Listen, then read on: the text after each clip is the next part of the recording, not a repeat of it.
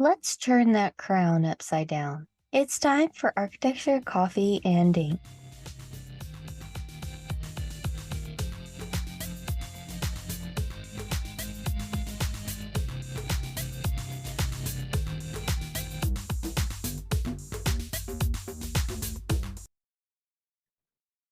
Hello, this is Hollywood C, and you're listening to Architecture, Coffee, and Ink, a podcast dedicated to introducing concepts, detailing out designs, and tackling the architecture you might not realize the meaning behind.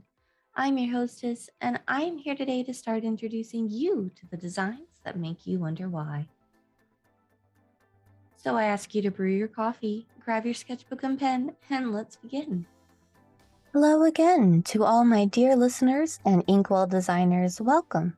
I hope that everyone has had a good couple of weeks. If you have been here for every episode or this is your first time, thank you for joining us today.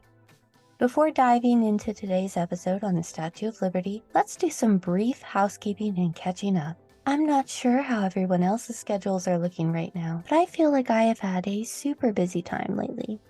During the last few weeks, I got the opportunity to do some hands-on research during a trip to Salem, Massachusetts, and it was amazing to be there after the Tunnels episode. If you are a new listener, go check out the Tunnels Part 1 if you want to hear all about what's lurking beneath Salem. We had an amazing time doing a designer's tour of Salem, and I don't want to spoil the surprise, but wait for an announcement from me soon about a piece that me and my friend are co-writing for the blog.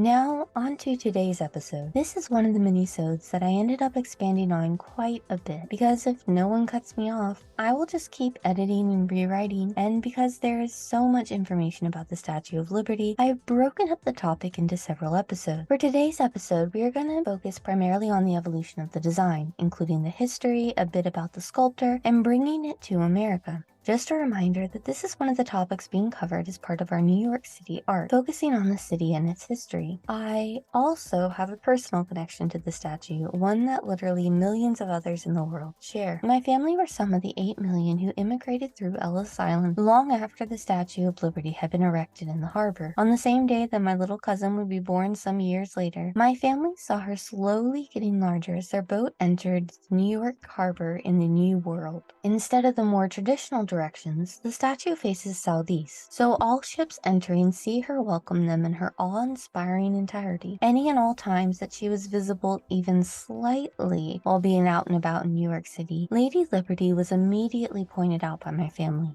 I understood why she was important, but I didn't fully grasp the impact of her presence, more than likely due to my youth and inability to understand. As to me, driving in a car seems like forever, and the concept of a ship voyage was limited primarily to ferries, fishing, and canoes. Though I would get excited every time I saw her, as it meant we were nearing the end of my car journey, I didn't exactly grasp the same level of impact. I didn't understand that after days, weeks, or months at sea, she was the beckoning symbol of freedom, and a promise that peace was so close at hand, that for many who immigrated, she was the first to greet them, and to let them know that they'd almost reached the end of their journey. But for many, the fight wasn't over once they arrived, and for countless more, the fight for equality had barely begun.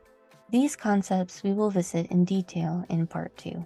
We are going to kick off this episode with the history. However, since we've already gone over the history of New York City itself, we are just going to focus exclusively on the statue. If you need a refresher on NYC or the history of the region, please go back to episode number 35, Hello, New York.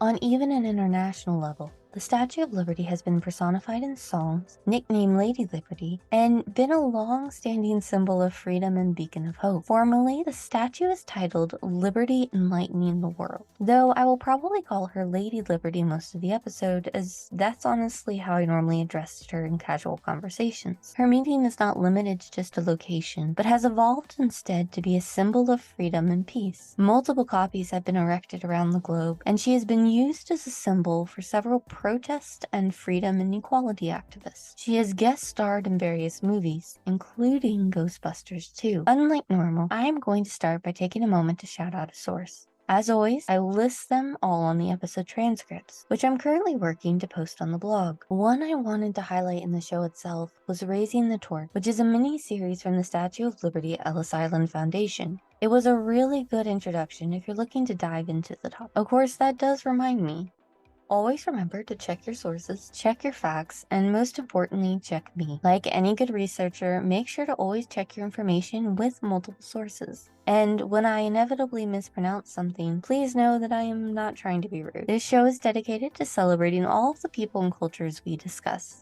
For today's episode, I'm going to start by taking you back to the late 1800s. I am going to give you the official narrative of how the statue came to be, or at least what the public was led to believe the story was. Because as we continue through the history and the design, we will learn that once again, what sells isn't necessarily what's true. In 1865, a French sculptor named Frederic-Auguste Bartholdi was at a dinner held at the Versailles, France-based estate of his employer, Edouard de La Bouillie, a French historian. La Bouillie was also an abolitionist and a strong supporter of former President Abraham Lincoln. Lincoln had been assassinated on April 15, 1865, and most associated his assassination with the end of the war. However, the American Civil War would not officially end until a year later, in 1866, with President Johnson's Proclamation 157 on August 20th. Bartholdi was commissioned to create a statue or a bust of La Bouillie. Over the course of this evening, which some sources make sound much more extravagant than others, La Bouillie apparently proposed the idea of something to pay homage to the great relationship between the French and the American, particularly celebrating the Franco-American alliance of the American Revolution. In light of the Civil War drawing to a close and the abolishment of slavery, this statue would be a homage to freedom. And with this idea proposed and so moved and motivated, he and Bartholdi set forwards to create the Statue of Liberty.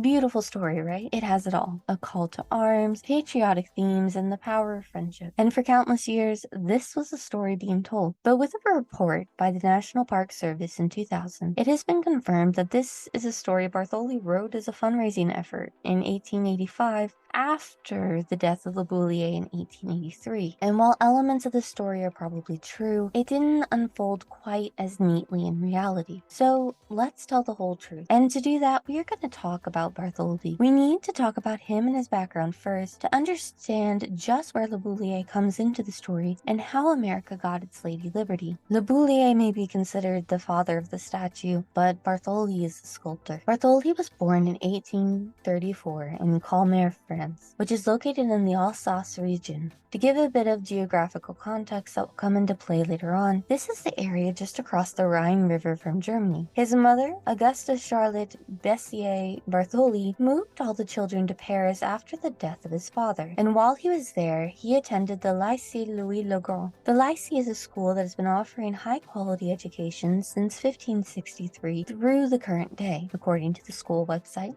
After graduating, he received his first commission, a statue of General Jean Rapp, nicknamed the Intrepid, as he served in both the Revolution and Napoleonic Wars. For those who don't know, being able to work for a general straight out of school would have been a pretty big achievement. And while this shows he had already demonstrated a high skill at sculpting at a young age, it was his trip to Egypt that led him to discover his true calling.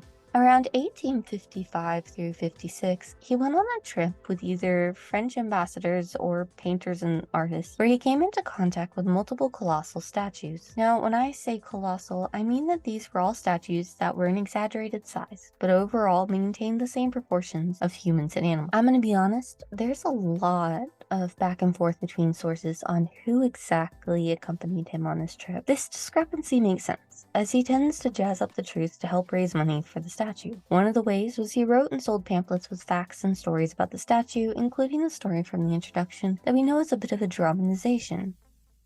Throughout the rest of the episode, I may hesitate or say either or, and it's not because I decided to be lazy with research. It's more I wasn't able to determine in some cases what was propaganda.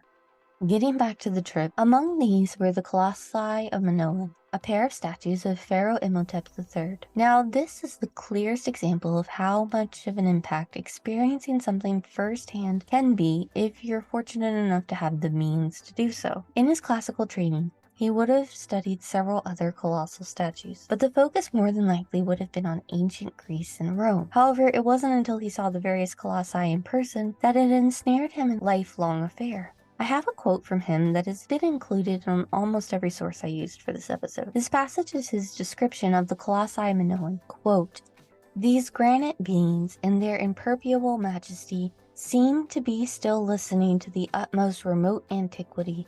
Their kindly and impassible gaze seems to ignore the present and be fixed upon an unlimited future. The design itself expresses, after a fashion, infinity.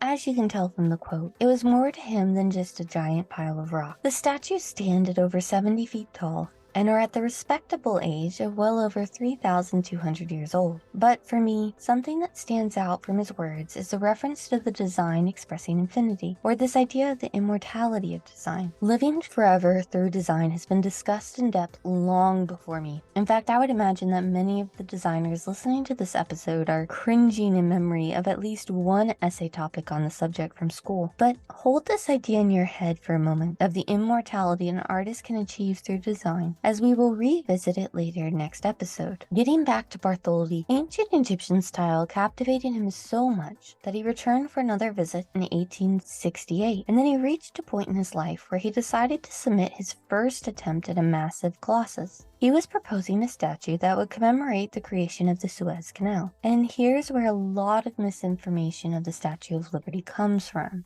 But first, what is the canal, and how does this original statue cause all this confusion? Well, for a multitude of sources, she's considered to be the first draft of the Statue of Liberty.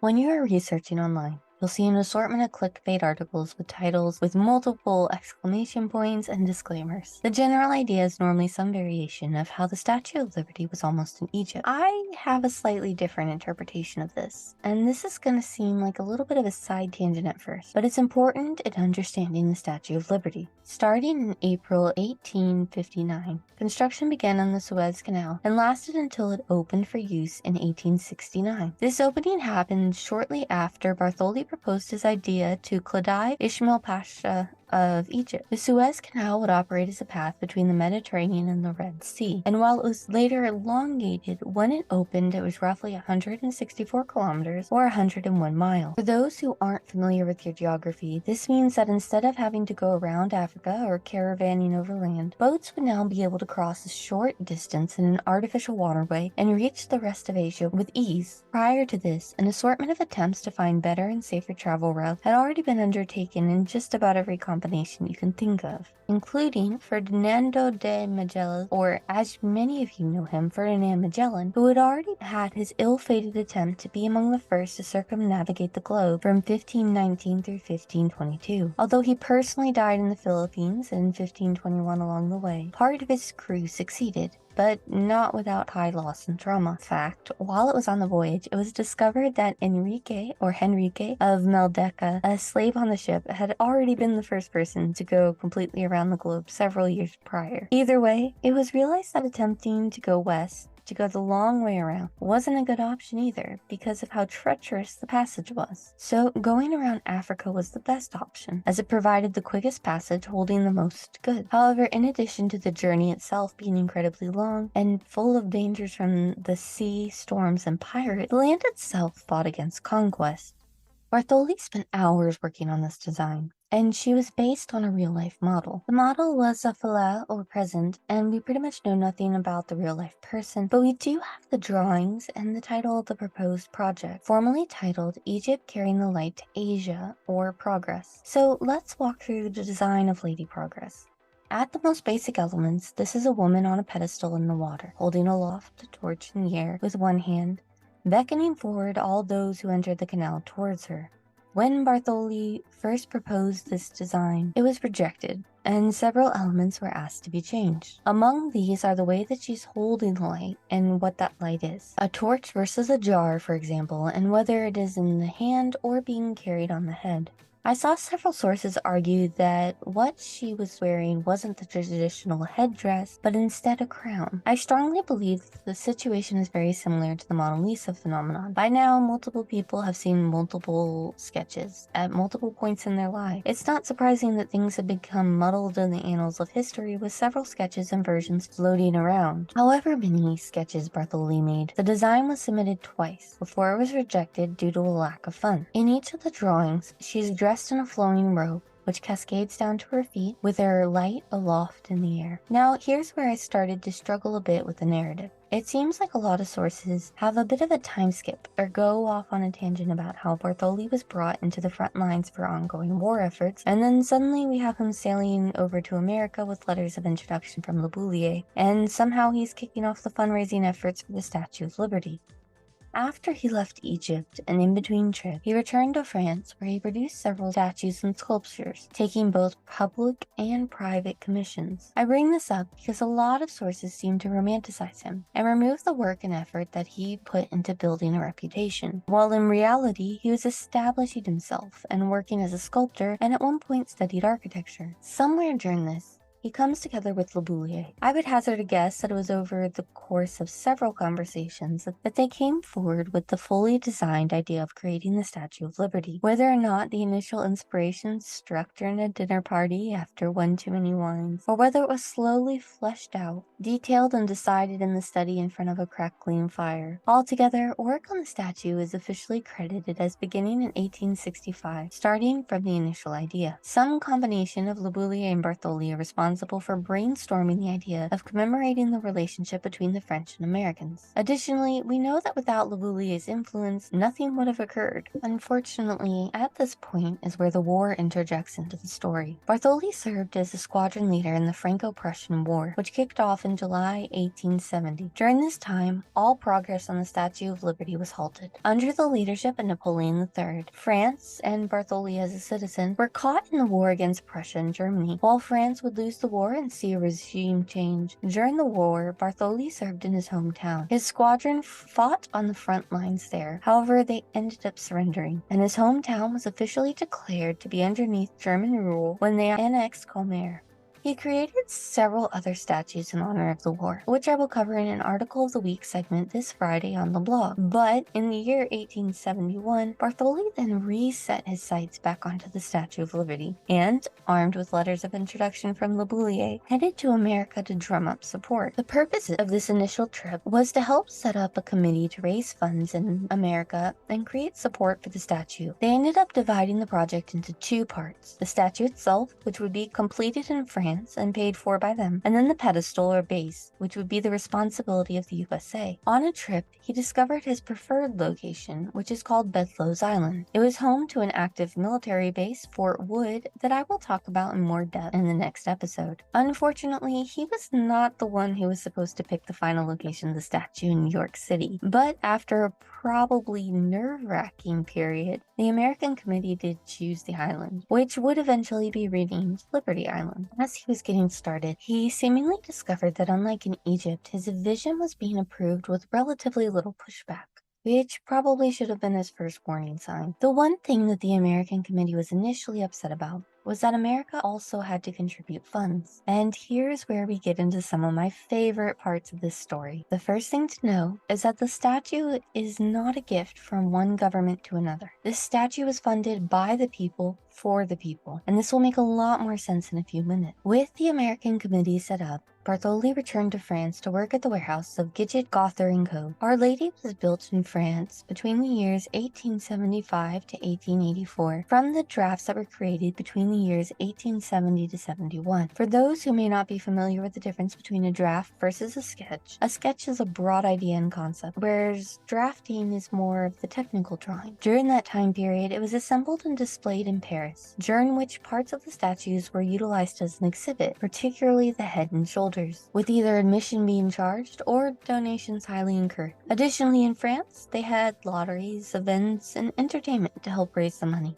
Once complete, the statue had been displayed in Paris for roughly a year, and on July 4th, 1884, it was presented to Levi Morton, the American minister to France, after which it was disassembled into 350 parts and packed into 214 crates, according to an article on the New Jersey government official website. Once the ultimate IKEA traveled across the Atlantic, it has arrived in New York on July 17th, 1885. After a bit of excitement and general fanfare, the pieces were left there while the base was still being built. Not to give spoilers, it would take just over another 16 months before the statue was dedicated and standing. So for the moment, let's leave the boxes on Bedloe's Island and see what was going on with the Americans. Now, if you remember, the American Committee was supposed to be responsible for the pedestal, and in the US, they focused on events, arts, and auctions, and prize fights to attempt to raise money for the statue. However, they were running into one major conflict. The rich elite in America simply had no interest in funding the statue.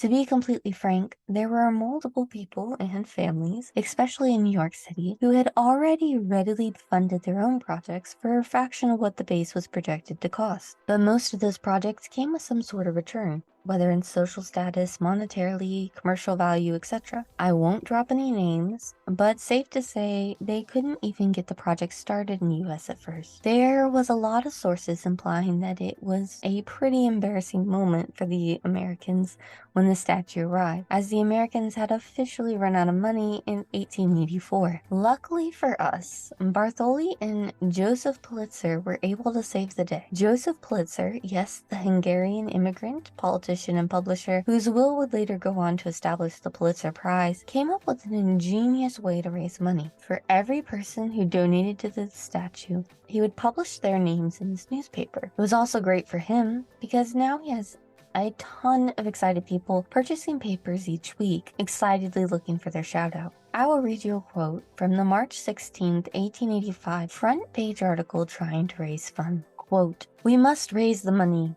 The world is the people's paper, and it now appeals to the people to come forward and raise the money. The $250,000 that the making of the statue cost was paid in by the masses of the French people, by the working men, the tradesmen, the shops girls, the artisans, by all, irrespective of class or condition.